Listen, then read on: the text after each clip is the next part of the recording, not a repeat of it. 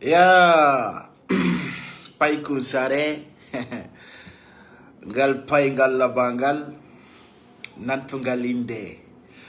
paingal nanda ede ya paile salmina on lando sidon e jam noko kalka won don e ka jodor don onon e wondibe mon e jatigibe mon. Voilà, sergine ser compatriote atoy muta de pigidin onana e pigi bus hala jibui e ore paiko sare parce que si la gaina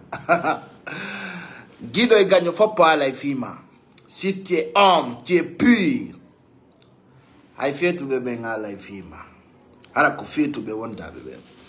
musibe paiko sare waila o wailaki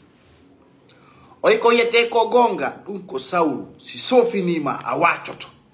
oya mi alani o clan Reni o clan arnak ko yete ko CFD minni be ko be arnaker be ko be fenandebe oye be yaltude be yenna parce que c'est leur capacité ça, c'est leur art, c'est leur comportement. On famika on andi ko do won système on si be arnaki mbudi yimbe ben be nyaani jawle yimbe ben ay fulbe ben wobbe no tongara be humpitaki ko be yaltu be yenna yimbe ben ay pullo ko dimo pullo no mari iman pullo no mari teddungal la yuro sukabe ben kako min de ratoma kameba mi jandi fono andi gonga kallagine do kon dum kadi woni reality musibe si gonga wolama sonkata on andi si ama nange bombe ben ko bombe ben sonkata millan konakiri hanki kakaldo mi ande lankadi do mi yaltay kadi fus mi hula mi bonna kono gonga si wolama marbe ben hakkil famay musibe addu ko alfina da kon wola ko jelu si dunga di gere are ko onto labal woni don o be yaltude be yawo mi do yendi modi sori ido waybe ni si mi yenni be mi tewi sa clair innugol mbudi jama on ko jama on itti kon mbudi ko jama on itti kon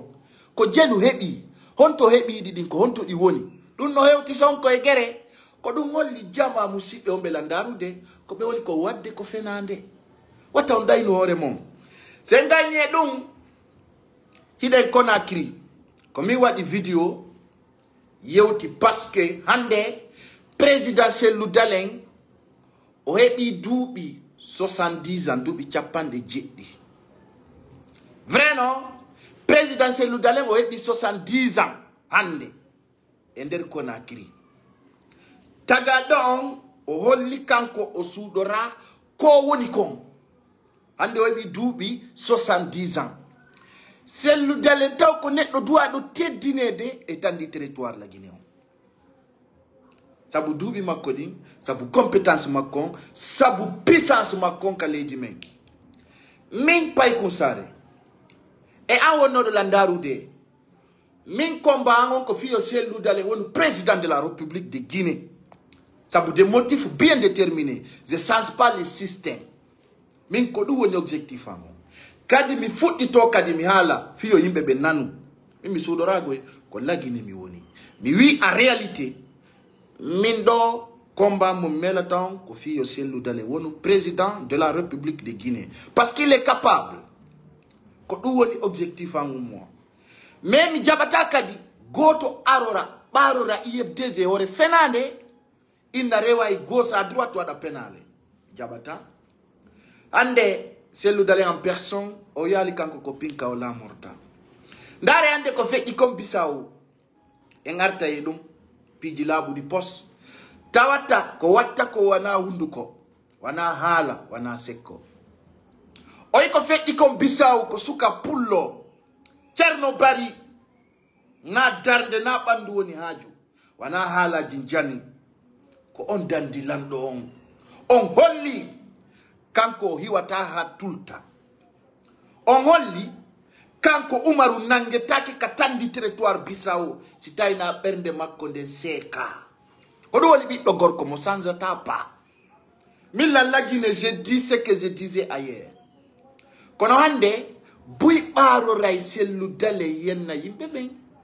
Fille Bessiko, Behoulbina Godo. Et Allah, attends notre Dougolo numéro, s'il vous plaît. Toute une personne qui me voit en direct, précis à Conakry, s'il a est direct, dans notre Danka numéro 1, sinon, dans notre dette, mi bloca. Directement, avec des respects. Awadama, Pilla la Guinée d'or, Kogonga, Bewi Tagado, Taye Jutu Café Guidado, Andita Koyanudado. Ande soy pour le foot, qui nous wolu de tant de territoire la Guinée. Osa budumbuya etila mungu tang Alpha Condé arifo no exil unonko gonga ka Usmani Nyelo yenna ino don ka commune de Rato Mado endika jembe natana be haka nder kurji mabbe yananga sukabe endika yo yimbe piye ware hande o ngabay ay dun don acci min pay kusare je dis haut et fort la Guinée do ci tay wana sellu lamoto mi yida goddo go lamo wada en ko Alpha Condé wadi en ko sabuna avec Doumbouya ay se ngala budde fu se ngala ka piede e ngala ka jattede e ngala ka dartede e ngala ka hollede njaguji gonoton. Ça c'est la réalité, c'est la vérité. Ka Doumbouya de tilamu o attiti prisonnier be politique fop oyo foyo yaltu kayasi wona indépendant wona libre. Ono wambe wolu de do wiamen dartanto pullo ka Ousmane Gawal, le ministre d'Habitat et de l'aménagement, ka osoka maison centrale do ko jël contribue do jël vous avez mis combien fudori modi sori ko jël o wadani ben Ablay Ba wondo do ni Conakry do ka IFDC onanga do soka ko hala jitu wat don ka ko jël witu don ko jël wallirno don fiyo goddo yaltu ton. Aujourd'hui, il y a plusieurs jeunes sur l'axe. Ils n'ont pas d'eau. Ils n'ont pas de couré. Ils n'ont pas de blessure. Ils n'ont pas de cicatrices. Ils n'ont pas d'eau. Ils n'ont pas d'eau. Et il y a même des prisonniers qui sont là. Il y a le toube. Andoube ko son jinder tonkon. Ande si mi don hala do birdi. Famina ko worbe be jeune be wombe do hande. Barmina be gagna pia letta. Kon wadan dombe. Même une soutien. Et aujourd'hui, je vais le dire, et il y a des preuves. Tawata mon propre fonds que j'ai donné à certains jeunes qui sont là et qui connaissent bien. Kadimi Paye Koussare, je dis haut et fort. Ha hande. Mi nyamanali, mi contribue à ni godum. Je vais être transparent dans mes directs. Mi najama hino kombudi ko itu donkon. Hino hunde den, c'est transparent. Mi walli nanao si onti kadi hendike yalti nanao ina hino ko Paye Koussare wadi ko men hendike albarka. Mi nani o fetu do wonda do ki kalare de rasta. No wola birdi min motaga lam falla tala. Min Paye Koussare mi fait ino $20,000. Allah min non si président de la République comme colonel Mamadi Doumbouya. Son no dilanka pali o joni la $20,000 mi jabay. Pourquoi pas? Comme Guinéen, kere mi huda. Et puis kadi na blogueur de kala note de te palais. Na blogueur de kala jodo de Thaïlande. Si tu n'es rien lando ata mari se bude. Jelo no wol de ka Facebook do comme mo yide lando. Wala jodo di opposant. Hombo emo. Parce que vous êtes que des vauriens. Vous êtes que des blabla. On gagne ta force. Il y a absolument. On ne va pas me wol de l'opposition pachano. On ne comme wada jodo de lando. On alatao, on qualité, on yangana qui nous est au niveau, qu'on ente, qu'on ben mon quoi. Si ben mon no wolu de qu'on a tout dans nos piwa doni.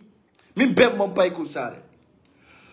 Ah, nous coulars yete nous bobo labado, inani kon d'abord tu défi encore. Anno ay mamu bere koni sama parce que mi yali pour no kanira dano. Ko antu mi wondo le de porto mo jalbali. Allah walli fonde ten no wodi seda. Ida kani de hakunde yalla kani. Tenka de ajibinta. Kwa fetini wallahi fujo don dayar na mo dorogu fimi na mo piji hudadi hi ora fetino awutini na mo bapingi ha ayar ni mo bere adun kay dakani da hala kum metele kerake mi wola na onta ko kanko nyombo den o ala qualité femme ayata mo ha c'est-à-dire excitanamu den o ala flow hala kangwela et puis kadi mukani watidon ko kani ha sofida billahi mi a okada sa da kamfalaka ko lay fujo kom ngima tungi ay kadi ko feeto do ko en fait ko do hatta mi hala fi mak parce que mi si mi ali tu fi mak ko feeta Si mi jodi que tu mi ali fi makko 20 secondes là, il sera fou. O disonte quoi. Ça y est, tout on witi de don bobo là-bas, non? Hakune ala ya kula ruengan. Kani aso fida. Si net ukani yako jiku bondo kadi ojogoto. Karaktero ngara no boni, bernde no boni. Saya la taga yo kani na be ha, wata na be kadi bernde bonde, be wa mano ke ngara be nyami be harata. Bernde ntawa moja au fond quoi. Vous comprenez? Na ya de porto nyaju hein. Il do ki kala ji jodi de do ka barka ya do on fotai. Vous comprenez? Je comprends, je connais votre problème parce que nous n'avons pas les mêmes objectifs. Quand il y a Sofida, nous joguons kadiji kubongu. Bernde de moya,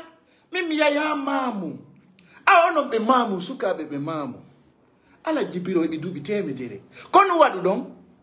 Qu'est-ce que vous avez foutu? Aïe do yidi foot, do yidi mamu. On a blogger ko fi fulbe on pirande. Haye ton ka posmo. Kajifaji mo vos propres argent. Ya on honorom be mo wedon. Ay ko mamu woni kamon. Do sikku de hala no wada hunde, hala no pratika. Awasa ko hande tum mi nyawluma. Hande tum mi anda bobo kula. Kani aso fida. Mimi ya tum mi anyuma. Parce que à la bac, mi a caractère ma fiu. Et puis si mi man tout tete. Tina ala style. Awat ça net go na hala tout ta kadoro guerre ko ado yurmia. Jidira mo ala sens. Mais il faut être responsable. Il a dit, Mingo no lapide. Est-ce qu'il y a tu me vois bien? Mais il m'a dit, Massimien dit que mon what est moi, yona. Yalta mama dit. You know, si tu as nommé Yémon, il a les reporters qui là, vous pouvez m'expliquer, je vais vous soigner bien, hein. Je vous donne vos médicaments. Vous allez bien goûter vos comprimés, hein. Ça ne va pas, c'est vous. Vous êtes encore con et têti. Kanya Sofida. Et puis, no wadi kadi rasta. Sanan ben no wola indialla. Jemma nyalol ma sokina ya madsimba bere sisa. Ha! O fimi na kuma hagiti de ngara no dikoi. Hara ndi kungara. Hara dareni fetere nden kayeso. Hara ku ara orena ekra kena ko hubi. Yurmi akwa mentalement. On wata joro du lando. Kadi l'homme responsable wata ndade ko dum mi do déteste modi sori quoi. Tant cette personne comme ça wata wonde bawo mabbe no yurmi ha. Ça fait pitié hein. Ça fait pitié. Je vais montrer des preuves ici, ses compatriotes, qui montrent que, en réalité, Pidji wani di chef de copie du Fernandez. Fous, taodiala, sincérité, na gonga joki. Vous comprenez? Mais on l'a entendu Pidji buitao ara, pour tout noir na do mi won noir kaka studio yang. Hara mi do jokki ni ou faire wingisite. Je vais revenir à Dakar dans la semaine. Pidji yaltay. Pidji yaltay. On t'a parmi nous, il y a des vrais et il y a des cons.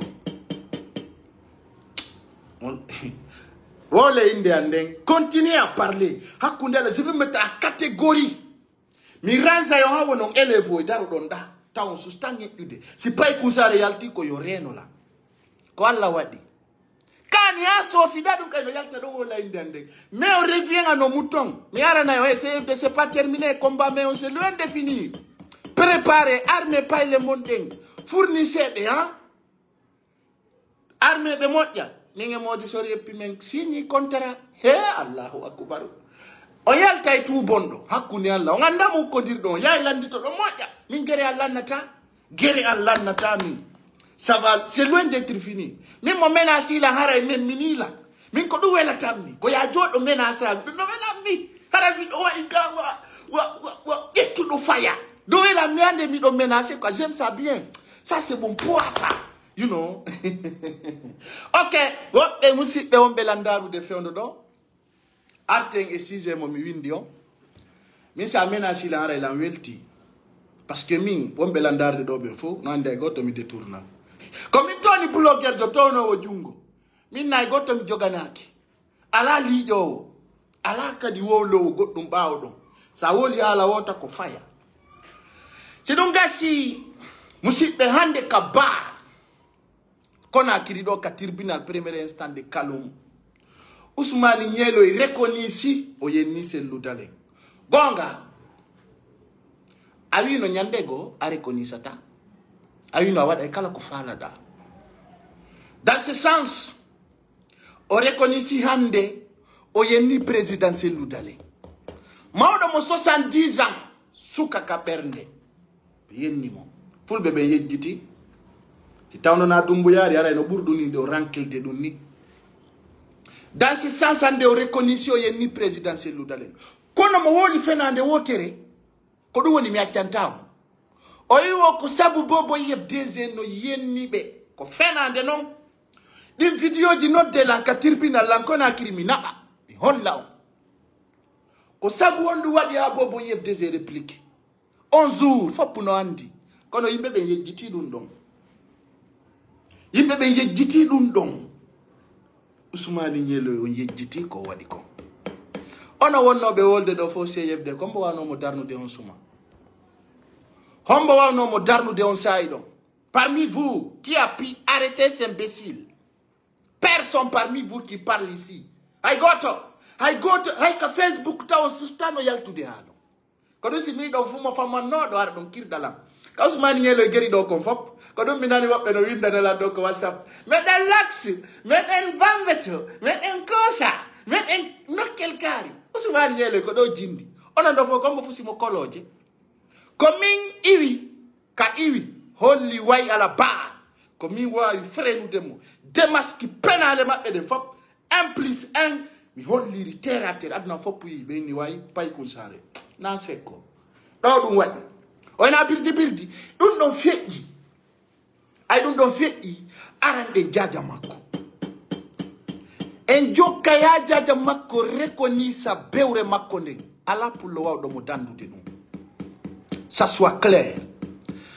buro wo yejjutude ko aduna do ko pullo fuuta surtout o mo lagine awa min ko mi fuddi melude kon Fatou Ñelo be bara mo do o reconisa acte makko be jette ko boni o andi ko be nata si ciofe lowtirama buwe moyni do laba yara ko birdi min ko mi ali ko mi firtali mi men jokkay ko Fatou Ñelo wadi ko ha o yagga o naade ka prison o reconisa acte makko fopuya mi watta ko mba mi titoga min na yawgol tappat min ko objectif an ko bien déterminé min je suis dans mon objectif o are do noto ka tribunal kanko Fatou Ñelo si don vala o yalti lagine ko dum kadi mi wi si notti lan ka tribunal mi do ko manda damene o mari kala découvre do ko woni min pay kusare en charge mi wi mi walli nani on tigi 20 millions francs guinéens à mon charge kala yido ka woni ko manda damene o mari ka justice mi yali goddo yo pimo mi kala holludo ka woni nangimo no mari 20 000 ala no odo no betta la quoi and mi ko dum jonata goddo numéro 1 parce que mi sa no dilande wotere mi coupi ma tite me à côté j'aime pas les dérangements you know donc ko manda damene o mari hande kala pullo futa sikkudo yawoto sellu dalen hajuma marche ko penale ça ne marche pas dun no haysi ko hombo tigide ça ne marchera pas kala sikkudo yawoto sellu dalen teddina do goddo ko fenande pullo futa hebata leader jo lagine do buri sellu dalen ça soit clair o CFD mon don ko fenande on fourni sudo 50 €, 100 €, honto di buudi woni ko non tigi wonbe wonde wolde fi dum kono woni lay fuube fetube ndara wonbe wolde fi dum men taw ndaron qualité mabbe on ndaron jikkuji mabbe ni ndaron kambe woni hombe oyi ono kono non pirande taw c'est ça votre kono objectif mon landi teta on budi ko versu don ko honto woni Sénégal woni la Guinée woni Côte d'Ivoire woni Bénin woni Europe woni Asie woni les États-Unis 2 ans de contribution honto di woni honto dum woni ko don doit ko ande mimi wana gagnobe c'est pas leur contre, c'est leur système. Quand on système doit de l'abiner de kalenyol men. Un exemple, ça soit du téléphone dans l'andi que facturons. Et toi ma mo jonnude. Anda ko jelu téléphone mo sodu down ko jelu o jari. Ko do woni on andono hidon yanande la mais est-ce que don famu de commune on kon halande. Mi ino très simple comme wi modi sori. Si be andi ko be jokki kon ko gonga. Yo be yalti be andi na on ko jelu pullo futa contribuer juude mabbe ko jel hebi hebi din ko honto woni kombo jogidi ko do woni ko landi de do si goddo wi manon ayenni la walla yawi kelan parce que min be andi on nani sahala ni be dum ko be ndetama ha kire anda sodi carte kire anda andi ko derto enen le musidɓe laaɓodire hande si tawi onon ɗo on versi mbuuɗi e juuɗe am on inni ko jel heɓi min na on awa ko ɗum ɗo par ce que uddutoɗa kañum ko ɗum waaloto jonna sa landi ke ɗum ɓe yennima nene ɓe wima anko ni walla anko ni haray ɗon duwa faamude ko honɗum wonana ɗo wolinede min wona mone goto ɓe wonɓe wolde ɗo indi a fof la ɓuuri ɓe goɗɗo wiyata no ɓuuri goɗɗo par ce que ñande kala wiɗaɗa ɓuuri goɗɗo ko nde ñande Allah tippinta wima kono menen namen goto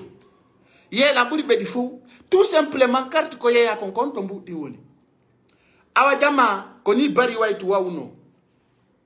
jonna on ɗo exemple kadi très frappant aroyay kadi yeeso laaɓay poy wano o jiwo mo labe winneteɗo Marama Baylo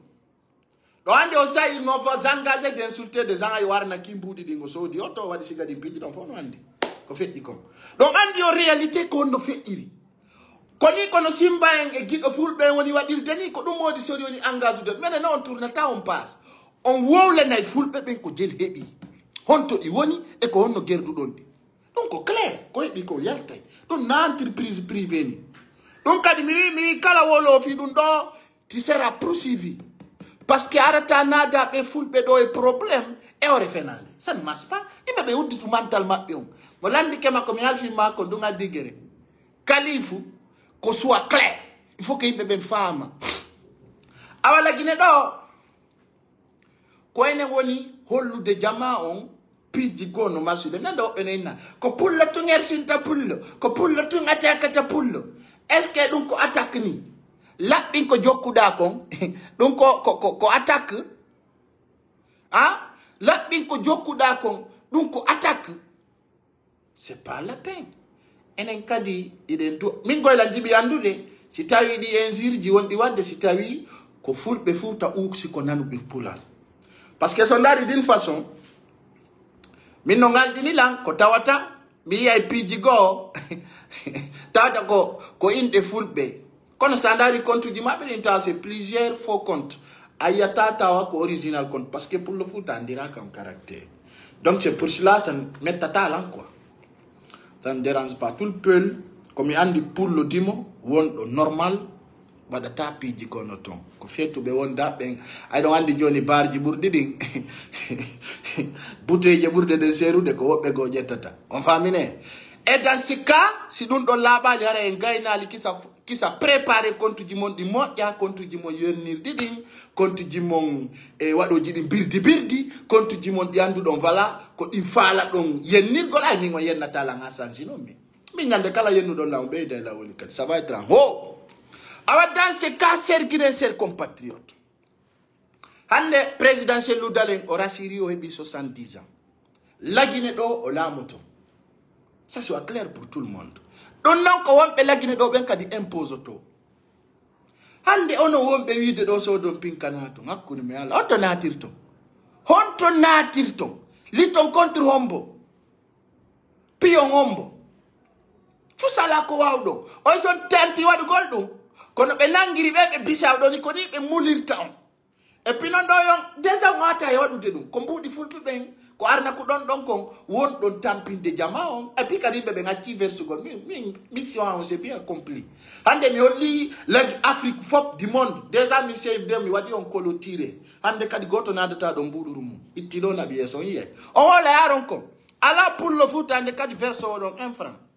min mission on c'est complet ala waɗa oɗon pippiru en tant que on yaltinali ko hendi ɗon ko hay goto min déjà mission on c'est bien réussi et puis ko ɗum woni c'est ça un soldat quand il frappe ko retombe watta on yalta ɗo yenno haron kon ko fus kadi yaltata ko mi wi kon ko ɗum wonata hay sindi iwi ka leydi ndi tuggoyke ka kammo ko non wonirta hay goto hay personne wawata yiwde on goɗɗo wallintina e ɗon mbuɗuru min mission on c'est complet awa non o witiɗo ɗo bobo labaɗo oɗo si mi hetti Sénégal ar c'est bien o pika télé an kadi mi deppatamo mi régil je te promets mi régil ke wulla aduna fof puƴeere min haalanma windu mara prend ce dossier min noon si mi haali aduna on kadi jentoto hakkude ni Allah en fuɗɗodiri kadi en yahay kadi haɓaare na ko feƴƴi andi koye ka feƴƴini ɗen ɗa tuubu no wulluɗa ka awa hikka simi laavima mi yakkitima hay waɗɗa fonde te jettata ko yeeso yummirawo koye qualité yummirawo koye kolo et puis on hay bobo heɓata o permino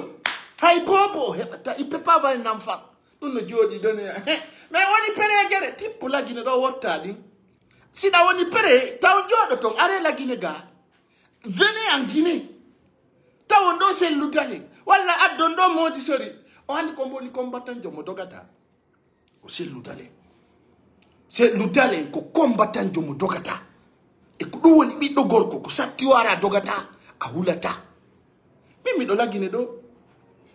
video mo mi waɗi on kindiya ko mi yatama mum foppo yiwno min miɗo ɗo kadi min ay goto watalan tongande ay nokku e lagine ɓeɓe yotto no waɗa ɗo pocco paccare mi nani ngi kullino wiya o miɗo teretimo musidɓe nelɗomo ya yennu baba goɗɗo nelɗomo ya yennu nene goɗɗo ɗon andi pourquoi hande kadi mi jaɓata piiji go par ce que buyi wawata lan guidude essence ji maɓɓe ɗi jaɓata o ani woni ɓe moni par ce que ɓe andi ka pasan ɗo ɓe feƴƴata ɗo e lagine ɗo kadi si men yiiɗi ɓe woni kala ko banto wondi men directement fiyo aduna fof poaɗo paɗal hakku paɗal ngani solatan sofina on tikka yeeso direct fiye nangodi aduna fof poaɗo min mi sokka juuɗe goy hakku et puis ko mi waɗi ko pour que ça bavarde min mi suuɗotago goy andromo mi yeyi wo tera paɗal ayutolantumi sorta paɗal ngal mi seka ma ko yeeso fiye hukkoni waɗen bambam fof poaɗo min birdi ala affaire am min ka pasan ɗo ko matiram intelligence am hewtinlan kam woni ɗo on ɓe wiide no soutenilan ɓawo na ñamani ɗum mbuɗi mi wi kala aro pour faire l'esprit de vengeance sur ma passe tu te dégages va créer pour toi donc c'est clair min ɗo so ardi ɗo esprit vengeance je te dis fourcam ndara non enen ɗiɗo mbo ɓuuri ça soit clair ndara qui est l'idée qui est intelligent qui peut faire quoi ça soit clair min galère ɗum ko Allah tagi jama fof fonnali yimɓe ɓen mo kala eno mariri mo kala e compétence mum mais jama woɓɓe a yiɗa évolude ɓe monoto ɓe seytina tawata sen ba dans leur cœur par ce que kaɓe falanoma yidde ɗo wona noon ɓe yiruma a musidɓe fulɓe lagine ɗo e laamoto ɗo c'est le moment venu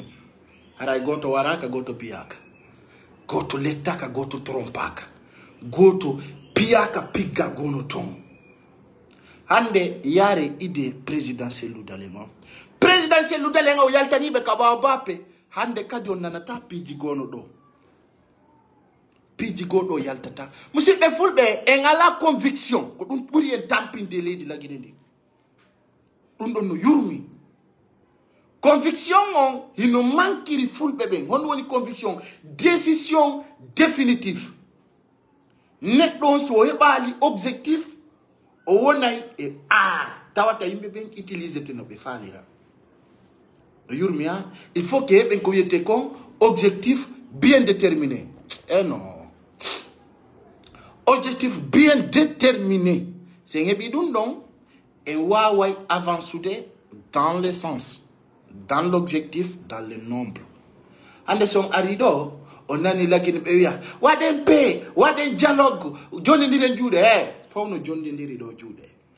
sa yahi ka barji a tawa yimoɓe amayɓe yaroɓe fimayɓe fof no jondidiri juuɗe mo kala e tabal mum sa yahi ka bureauji mo kala e document mum c'est à dire si mi nani lagine ɓe wola fi dialogue e paix ko pirdi tout le monde marche ensemble ici marɓe ɓen moyen no ka autoje mum ɓe ala feere mo kala no waɗɗade motoru jinda ça soit clair lagine ɗo on wawata naadude ɗo guere min mi jaɓata naadowo guere e nder leydi lagine ndin kala mo yiwɗa no wiyama Allah yo yeyi leydi huɓɓo andu ala ko bonata nder ton hanki ko mbo woni mapanaki Oumar Sissoko en balo enen le ɗo koyen fulɓe koyen guinéyenɓe enen ɗo fof ko hombo hanki wonno ana no fi Oumar Sissoko en balo sabu won ɗum enen ɗo fof mapiɗen alamo mapaki sina huɗaɓe ɓen kono e nder mum enen en yiwno Fatou Ñeeloy no wiya Allah jarama yo Allah yo naato yiite jahannama Oumar Sissoko en balo mo wiyamo waɗamo esprit de haine hanki ko pullo hombo woni mapaki sina huɗaɓe hombo tawata kala mardo dignité ka bernde mum andudo way ko wada kon don no musi hombo wonno ma paki do anki wobbe gollal wobbe golle mum boni wobbe nyamali ene wonbe be digne taw berde men den wulli o gasa men de lo buy ide de yiya Umar Sissoko ko ne ngandam sabondu parce que de ngandi Léonette ko dimo ko pullo awa ko yete ko giggol de l'amitié yidugol leñol mu wana ko hunduko c'est pas les arnaques flagrantes am sibbe lagine do men jabata gere wada do menen babirabe amen no mari do eta siji sibbe amen ko do woni patirabe amen ko do woni leñol amen gol ko lagine do woni menen si tawi ko gere finkari do la morte do la metaki ça soit clair lagine do kala e udo dum men prusi vaymu ay me de ngandere ko fenande wondo depuis quelle année hay rébellion wawali natude do hay rebel wawali natude lagine do déstabiliser parce que handi sageti les 4 coordinations des mandingues, des soussous, des forestiers et de peuls be do no jonni ndiri juude est ce que be no yide yo gere wadu ko leyti ande mabbe ko ande wotere kono go enen dividi kil har biye fus be ala laki be ala ko bona be ala saba fus ko do wandir ton be ala berde moje hande lagi aduna ko fewndi do ko guerre d'esprit guerre de l'expérience guerre de tic-tac anko hondu jettirta finkari mijo daka kilema jettugol finkari ya wara biddo maninkade pour quelle raison hida mari on idée ka horema tu n'as pas de travail donc ko dum holli na aneddo mardo bernde hakundangi Allah maninkajo susata yawade pullo futa do ko Alpha Condé yawino en Alpha Condé wonno e sayin binte wallahi summa wallahi ino do colonel Mamadi Doumbouya l'homme fort de ce pays hande o susata yettude finkari fewtina pullo futa o awata il peut pas il peut le faire mais il n'ose pas on andi ko fulbe ngelo gardimu on andi ko fulbe ngelo woni force spéciale on andi ko fulbe ngelo tawa e nangugol Alpha Condé vous pouvez le dire ngelo don andi fulbe ngelo kombati wakili susi ni oyo yawo nango yakoro don andi don sikutenu ci tawno Alpha Condé famina no o wawa no nangu demo amusibbe fulbe finkari na tala gine do pullo futa la moto do harakadi no butti dok no Umar Sissoko mbalo la mori non Guinée Bissau lande fulbe ben Bissau ko woni be nabari lande fulbe ben Guinée Bissau do ko hondu woni be geraka hani kadi be dartade fi ittugo lombi do gorko foppu no suti ko file Umar ko gorko himo susi kadi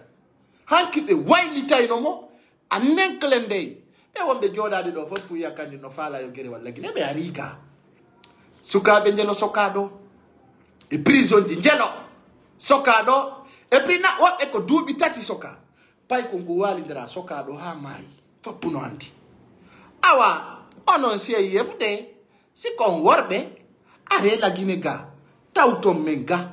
aro wi on awa wona na colonel long walla ko ni falira dum Facebook ko yodon ko ndo ko hunde tawnde ko sincérité hande do ko musiddo men lamino ka gendarmerie wiyete do Ibrahima Balde kono don andi ko gendarme huwi do leñol men kon e o komi mom jodi do dans la commune de Ratoma exactement hande ino do colonel Bala Samoura deuxième personnalité de la République le haut commandement de la gendarmerie ande zaini do colonel Bala yetu do pick-up yaka commune de Ratoma Gaza be nyamako oyna peut-être ya Alpha là-bas mon ami il y a peut-être Paye Kounsare un frère peut-être il y a Ousmane Diallo mon ami il pourra pas faire mais limosi do hore be fi yaw gol nanga imbe be jabati tan Alpha Condé hande taw kalamu do be wata en wadude kala ko be faala e wawata exagérer de pidi ko hore mem yalla nan doy Doumbouya feta goy Doumbouya il est intelligent hore makko ndem feta il est mature il est très intelligent o feta goy Doumbouya o feta mo andi kadi ko ndun kinembe ben faala awajama fulbe ben si ardinali hakkilen krena e hore men aybe dulle woni mi falaka ta hollu goddo a falaka mo sa holli goddo an a falaka mo da fala pirudude makko ko honno jettete laamu jonnire onon ba ko be'i quoi ko buy won do na'i ko buy won do yimbe fetube so yibe no huli ya jettugol laamu jonnayi ko sikko onon siga o kilan CFD akundala don barude fulbe ben do e der leydi ni parce que onon do famini so laami ko dictature yagal souvent si do wattani yila de présidentiel dalen no yewta ko wiyata la Guinée ensemble la Guinée unie tout le monde ensemble mi ande min nali pullo yo pi mani kajo en der video janni fop ala kon no wawando déjà sa tawi do mani kajo no tampido à l'étranger on joni dira to juude wallindiro awata on jabu division divisai ta ay do la Guinée si marsi ko la Guinée fop marsani j'ai donné un exemple sur la route de Mamoun Conakry dans une vidéo là où j'ai filmé. Est-ce que donc auto je fulbe tout woni rewde non? Est-ce que donc auto je maninka tout woni rewde non? Ça c'est l'entière de la Guinée. Konon kadi woni faminande diale I awa IFDZ ko parti fulbe futa et on yejjitay dum. Hande exemple je vous donne à Guinée-Bissau so Umaru mo mari dole ko yimbe ben Bissau fop wonani mo du rewa bantalo rewa fulbe rewa le il faut no wonani mo awa do kadi en wawi henda de lamu do rasiru go le idin do fop ko en goto en wona mone mabbe ko do woni ko terto don o birdi mo on arna ki milliards joge dum terto don argol fami non ono do way godo foson wawata wallahi billahi tallahi onon tunge dumbuya so ngacci dama do o wona do buri dubi joyi hara kadi fus ko hala to nyande o ko poro parade meden wonde meden pere parade ko no pere parade ondo prépare donc la nebe ko dubi jalbe forbi dum meden préparate mena wa inde do he colonel me wakilaki ko fala da ko dum atawonde meden ga me ya marsata o tawa marsata wono hondu exemple ka o change do programme yimbe ben tawi weltorali dans sa kuruma o tawi commune on change goddo piyama goddo warama non les gens ont laissé et croisé bras ko dum do woni guerre d'expérience a sanzi ko alduden ko men change ko dum woni réalité est-ce que fi dans sa kuruma wadama do goddo piyama goddo lubama do si be yaltuno ka hore lawol be piyay no on be letta on be Gaza on yamako hombo perdi Gaza do walla piya l'exemple est là les martyrs de temps d'Alpha Condé faut yi on be joda di do de l'extérieur wakile motivé hay be arabe tawtaw fuddori lamning nyande kala minata do goddo yalti hore lawol so yalla ton puutine la kala ka fottude ara ko mi satam na do won gonga kan si manifestation no wadde do selu dale hikko to yeso awon ara do si don fala di piji e puis no yurmi vrai ino yurmi musidbe fulbe on hebata gido buri pay kusare nyande gonon kadi e labondiray fatu nyelo mo inni on himo États-Unis o fenay himo lagine do o fala suudade kono souvent o daynay on parce que on a la conviction min ko min poursuivata yo ya États-Unis be nangay mo fatu nyelo no Conakry do himo do o nangete kadi lamungu nangay mo simo fala non kadi ko andirton ko fulbe futa kadi woni mo suudude ko dum andirton no yurmi hakkundeji men ko fulbe futa woni mo suudude mi yino do buino wiya sari Conakry sa tawi men do me watte dum on wawdum mi wadde hondu ko yon dara ngaron kon terto do so ila kadi hiwro don la taw don teddini pouvez rien faire rien absolument parce que andu be ben gonga kam andu be réalité on ben hino andi ko réel gonga mi woni be halande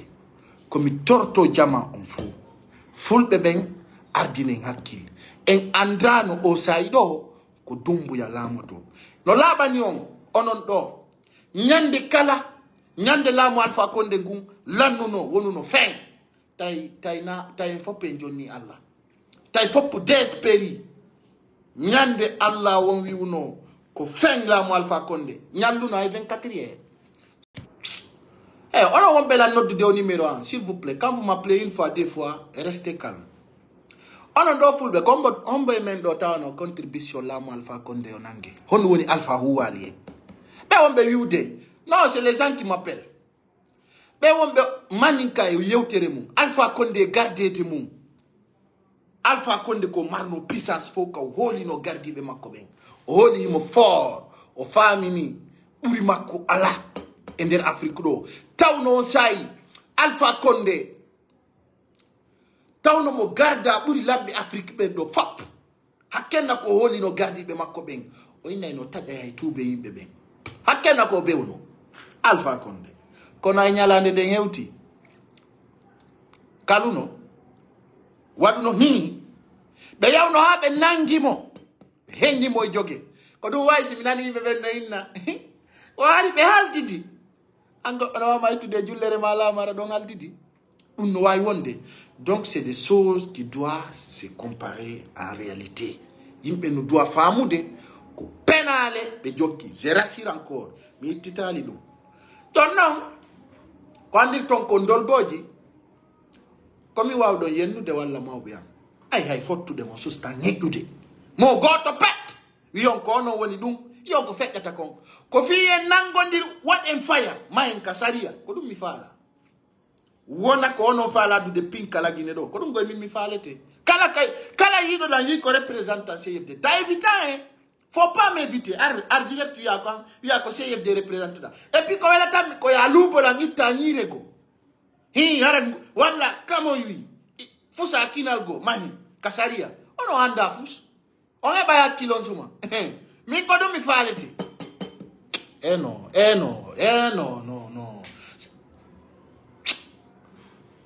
on famille mi ko dum mi faalete go di monde entier kala leji ndi won do miya goddo wada mini ni tun on anday no gasa din diarna ko don fop consuma no be nangata on be medja mbabba yalta fus ayu wawa tarde medjo ngol leñol tana ta Facebook do no ngol la andi e mon bondo andi e mon bondo ngol la e jikko mon taworu ko ganyo leñol be on be wolde dum do fop hari be rasira do lagine do be nani ndiyane yale nani wadi sorry para fansi sanji ma e din ko normal Allah rabbi ida kirni akiri Allah o kirdi sada musidbe fulbe tawn jabu hay goto inna nada e gere lagine mawbe men no do babirabe men no do nene goto be men no do musidbe men no do enen ko tori den ko yo pullo lamoro do Umar Sissoko embalo lamori non Guinée Bissau dites les essais en direct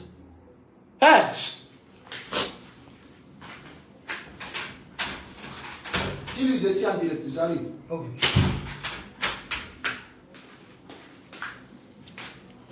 on va venir menen ko dum men fala ko yo pullo lamo la Guinée do ara pullo wari taka pullo lamo do ara pullo piaka pullo lamo do ara no seda hino welto dirana mi jonna example ato mi yude do ano wodi abbe lanka yasi fala be men yidu hande Alassane Ouattara himolami Côte d'Ivoire kono redu makko no tadi mi anditi nando yewtere présidentiel ludalen holluno o wi kanko wana cimetière o ari lamagol na cimetière kambe be lamota ko berde be lamota ko ka yimbe wariti kanko présidentiel ludalen holli dum hande Alassane Ouattara o lami ke o golli Côte d'Ivoire kono honto yarti ivoirien be ngande no fala mo dégazude no fala yo furkanno parce que début o moja on fami ka début moja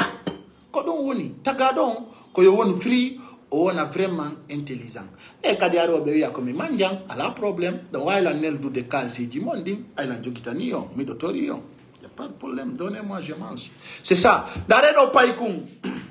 dandu ko Umar Sissoko embalo birdi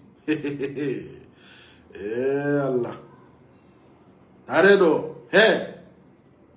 do Cerno Bari ko ɗum woni pullo na ɗuɗɗinoɗo haala na soƴugol o suka ɗo ko o dandi Oumar Sissoko en balo hanki wayliteɗe awa ko ɗum woni gorgo ɗum woni puissance enen hiɗen duwa ardinde hakkilo nen assez mature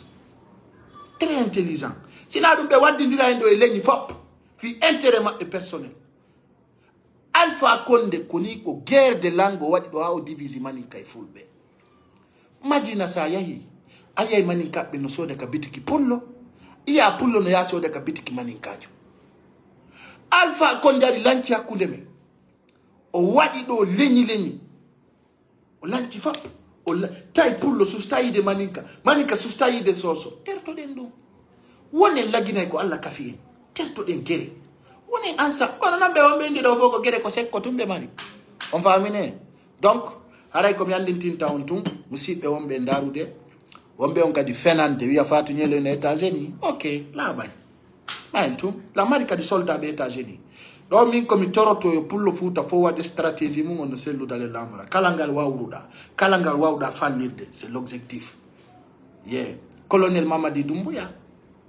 tertoɗen mo no yiruɗen mo no reno ɗon jammo ngon on ɓura leƴƴi ɗin ɗo fof kono ɓurɗon sosoɓɓe hono ɓurɗen maninkaɓɓe enen laggine souvent ko enen ɓe imposata dans la merde o yormi ha ke enen souvent ko fulɓe ɓen ɓe hikkinta yeeso ɓe jooɗo ɓaawo ɓe waɗa ni tan Lansana Conté ɓe waɗi sabu fulɓe ɓen wara tan Alpha Condé ɓe waɗi fulɓe ɓen wara tan capitaine Moussa Dadis Camara ɓe woni sabu fulɓe ɓen wara tan Dadi Sékou Ba Konaté ɓe woni sabu fulɓe ɓen wara enen continue yay tuwi ko ayo fulɓe ɓen engage ɓe munce a yaray koye roboji fi hon ɗum enen kadi en heɓata stratégie harana warede tun harana yaltugol tun e hoore laayi bonnane rewɓe violé enen ko ɗum tun woni idée men o enen chansata stratégie enen ko manifestation tun enen ko noon tun woni stratégie men o duuɓi sappo manifestation enen stratégie fu sala rien min yon tan Lansana Conté fulɓe ɓen engage ɓe waɗa ɓeya jooɗi yahay ka cimetière Bambeto l'exemple est là-bas tan Lansana Conté en 2008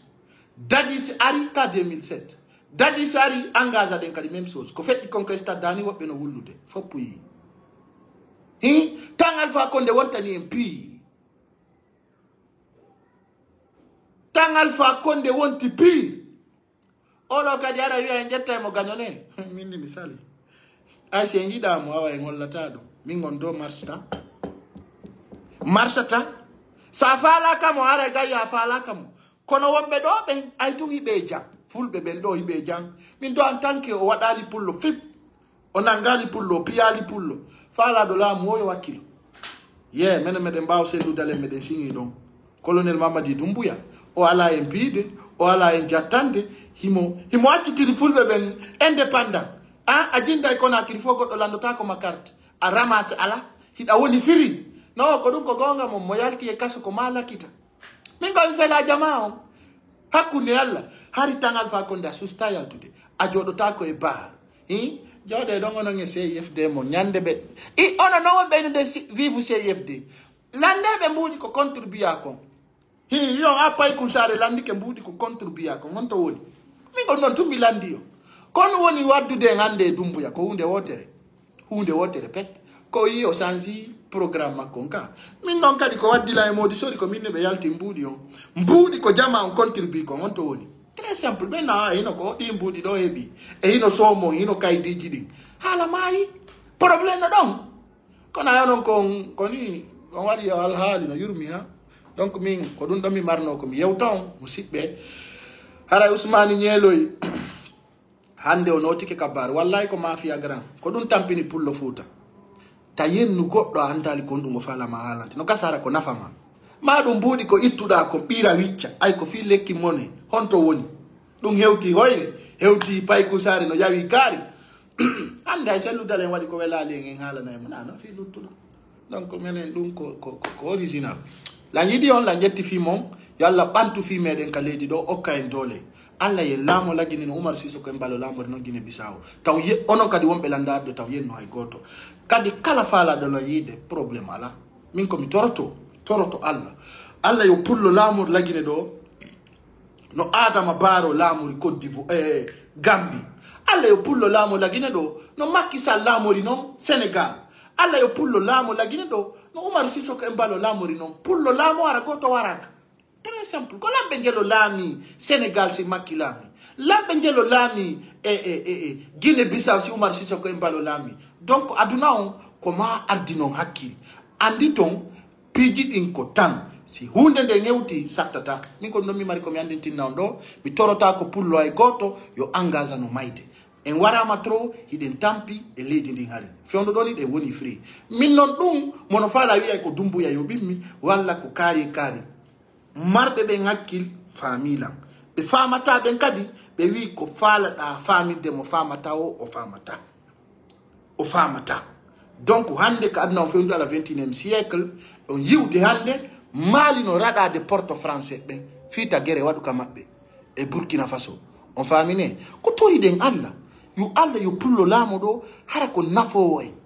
hara na yore gere hande ndare leede katawata kalka goddo wara hara no yurmi ndare to exemple pullo ko neddo yurmetedo ndare hande ko feddi Guinea Bissau ala fulbe futa be fop mawdo paykum ala tawo mapaki hanki Umar Sissoco Embalo hore makko so yidu mo tawa yurmende no bawo makko awa tagado lamo ara hibali yijam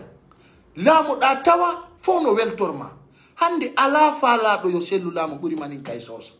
kono be wata yaltude be wowla parce que hiden nyirbina ni be quoi si be hiden jetti be aybe men nani be no jodo manin kay terte dum ha be ko nay para la sofinio musidbe fulbe ardine hakkil kono mari do état siji mari magasinji mari jawle mari famille do on est tranquille kono go yawji lakini do so ngawjalo on yay ko neba selu dale wi on lamoto do olamoto do hakkunde ni alla olamoto do en lamoto do hakkunde alla en lamoto do kono en lamoto do net kono sa ga en lamota ko dara fulbe no wullina. C'est très clair. Donc c'est ça que je vais vous dire. Je vous aime et je vous embrasse. Bye bye. Partage la vidéo.